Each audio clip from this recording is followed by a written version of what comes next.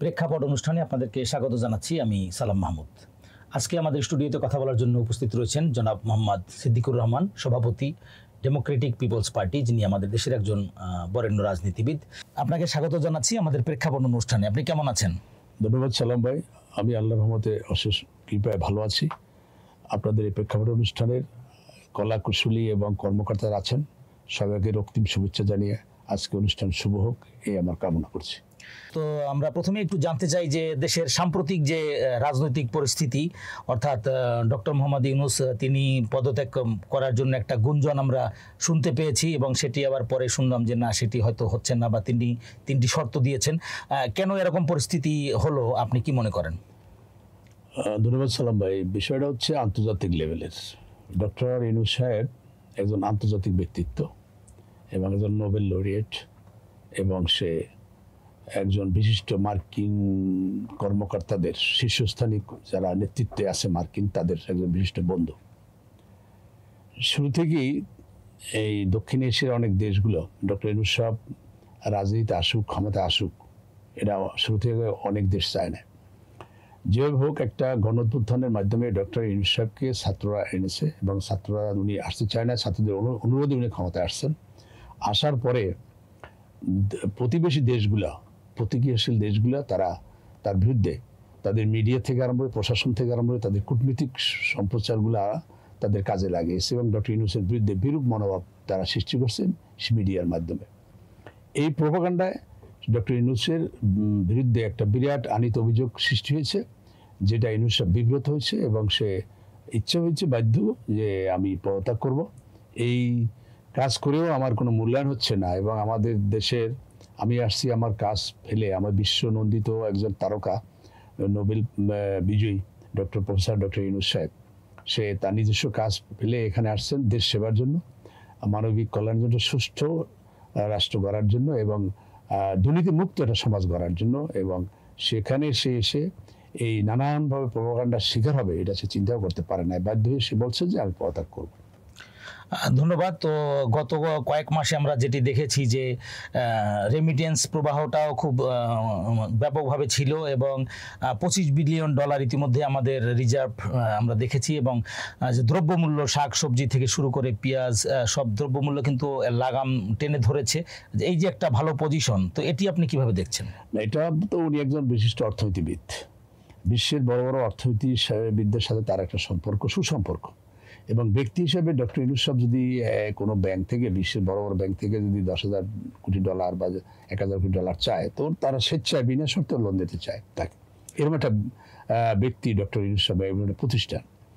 অতএব এই প্রতিষ্ঠানকে কাজে লাগার জন্য সে আসার পর বিশ্বের অনেক দেশ বলছে যে বিনিয়োগে আগ্রহী, এদেশে বিনিয়োগ করতে চাচ্ছে। এর আগে অনেক বড় বড় বিনিয়োগ কর্মকর্তা, বিনিয়োগ বোর্ডের চেয়ারম্যান করা হয়েছে যারা, তারা এইভাবে বিনিয়োগে উৎসাহিত করতে পারে না বিদেশিদের। এই সরকার আসার পর, ইউনূস সরকার আসার পর অনেক রাষ্ট্রপ্রধান বলছে আমরা তোমাদের সাথে ব্যবসা করব এবং বিনিয়োগ করব। এটা একটা বিশাল একটা আশার একটা আমাদের উৎসব এবং আশার একটা দৃষ্টান্ত, যে আমরা বিনিয়োগ হইলে আমরা ব্যবসা বাণিজ্য সমৃদ্ধ হবো দুই দেশে, এবং সেটা একটা বিনিয়োগ বাড়বে, আমাদের দেশের মান বাড়বে, ব্যবসা বাণিজ্য উন্নত হবে। সেই লক্ষ্যে প্রতিবেশী অনেক দেশগুলো এটা একটা বিষেধাগার হয়ে গেছে।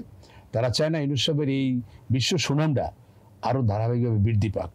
তারা অপপ্রচার চালায়, তাদের মিডিয়া কর্তৃক, তাদের কূটনৈতিক প্রচারের মাধ্যমে তারা বিশ্বে অপপ্রচার চালাচ্ছে। এই অপপ্রচার চালিয়ে তাকে ছোট করার চেষ্টা করতেছে।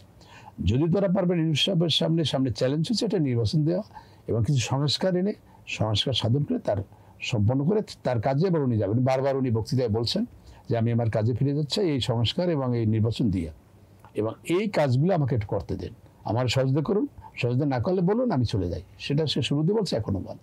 এবং সে সহজে চায় বিচার, প্রশাসন এবং সে নির্বাচন, তিনটেই সে চাচ্ছে উইদিন 6 মান্থের ভিতরে সে সম্পন্ন করতে চাচ্ছে। এবং এই আমাদের সবাই উচিত তার সময় দেওয়া, তাকে আন্তরিক সহযোগিতা করা, তার প্রতি সম্পূর্ণ সমর্থন দেওয়া। সব মানুষ মিলে, দল মিলে তাকে সম্পূর্ণ সহযোগিতা করা। তো আজকে জামাত ইসলামী এবং বিএনপির সঙ্গে একটি মিটিং রয়েছে ডক্টর মোহাম্মদ ইউনূসের বা সরকারের যে প্রতিনিধি তাদের সঙ্গে, এবং এরপরে ধারাবাহিকভাবে আগামী মাসে সকল রাজনৈতিক দলের সঙ্গে মিটিং হবে। তো আজকে জামাত ইসলামী এবং বিএনপির সঙ্গে যে বৈঠকটি হবে, এখানে আসলে কি বেরিয়ে আসতে পারে আপনি কি মনে করেন? এখানে বিএনপি চাচ্ছে দ্রুত নির্বাচন।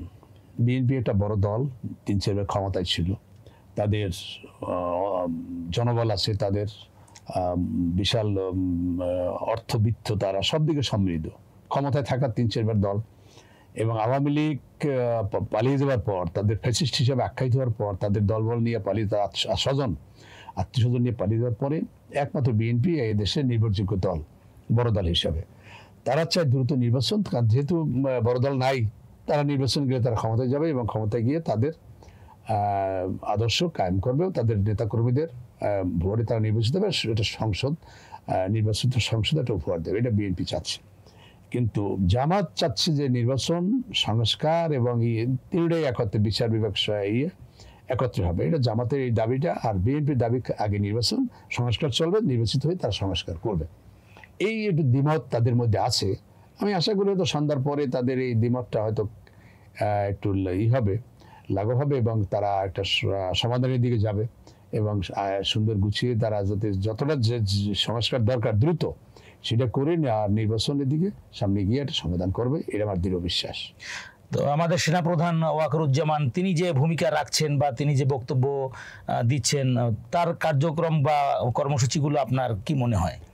সেনাপ্রধান উনি যে বক্তব্যগুলো দিচ্ছেন, উনি দেশের দেশ রক্ষার দায়িত্বে, দেশকে বিদেশি ডিফেন্স দেওয়ার জন্য, বিদেশি কোনো শত্রু বহিঃশত্রু যদি আক্রমণ করে সেটা রক্ষা করার দায়িত্ব ওনার। সেই লক্ষ্যে উনি ওনার দৃষ্টিতে যেটা বলছেন, ওনার দৃষ্টিতে উনি তো রাজনীতি ব্যক্তিদের সাথে আলাপ করে নাই বা ওনার এই সরকারের সাথে উনি আলাপ করে নাই, উনি ওনার মতো বলছেন এবং উনি কীভাবে বলছেন এটা উনি জানেন। হ্যাঁ, এ নিয়ে যেহেতু সেনাপ্রধান তারা একটা বিশেষ দায়িত্বে আছেন, তাদের দৃষ্টিতে তারা কি বলছেন সেটা ব্যাখ্যা জাতির কাছে সেনাপ্রধানই ক্লিয়ার করবেন। এখন জনগণের কাছে তার ব্যাখ্যাটা ক্লিয়ার না, জনগণ অস্পষ্ট, জনগণ কিন্তু উদ্বিগ্ন যে একটা সুষ্ঠু সমাধান চায়, সুষ্ঠু নির্বাচন চায়, সুষ্ঠু সংস্কার চায়। সে লক্ষ্যে আবার উনি কি বলে এটা নিয়ে এই গত 1 সপ্তাহ যাবৎ জনগণ খুব টেনশনে আছে যে দেশে কি সামরিক শাসন হবে, না জরুরি শাসন হবে, না জরুরি অবস্থা ঘোষণা হবে, না সেনা শাসন কি অভ্যুত্থান করবে, আমেরিকা কি বলে, ইন্ডিয়া কি বলে, নানান অপপ্রচার তাদের বিভিন্ন হোটেলে রেস্তোরাঁয় চলছে। এখন ব্যাখ্যাটা যেহেতু সেনাপ্রধানের পক্ষ থেকে আসছে, উনি নিজেই এটা পারে সমাধান দিতে এবং উনি পারবে এটা ফয়সালা করতে। হ্যাঁ, প্রেক্ষাপট অনুষ্ঠানে সময় দেওয়ার জন্য আপনাকে অনেক অনেক ধন্যবাদ, অনেক অনেক শুভেচ্ছা। ধন্যবাদ সালাম ভাই। আজকে আমরা এসে যে আপনার মাধ্যমে এই দেশ বিদেশে যারা আছে এবং যারা শুভাকাঙ্ক্ষী আছে, দর্শক আছে, সবাইকে রক্তিম শুভেচ্ছা জানিয়ে আজকে আপনি অনুষ্ঠান যে সম্পন্ন করছেন এই জন্য আপনাকে আন্তরিক মোবারকবাদ এবং প্রেক্ষাপটের চিরকৃতজ্ঞতা। ধন্যবাদ প্রিয় দর্শক, পরবর্তী অনুষ্ঠানে আবার কথা হবে। সবাই ভালো থাকবেন, সুন্দর থাকবেন। আল্লাহ হাফেজ।